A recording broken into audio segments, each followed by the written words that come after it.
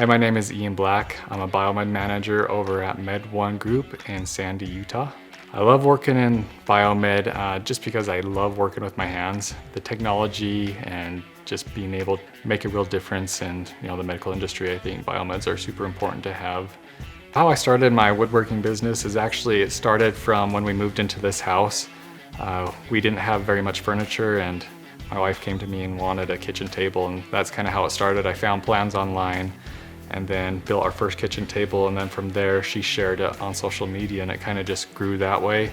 Some of my favorite things I've made is every now and then I'll get a request to make these custom watches, and I make them out of like resin and burl wood, and they get to basically customize it however they want. Those are really fun to build. One of the coolest things I've ever made was actually a walnut desk, and the walnut came from the family's farm. Their grandpa actually planted it when they were little, and then when the tree died, they slabbed it, and then I was able to take the slabs of wood, mill them down, and I made basically like an heirloom desk for the family. When I delivered it to her house, she actually got in tears, and it's cool because they run their hands over the desk and they just, they feel the wood grain, and it just brings back a lot of memories.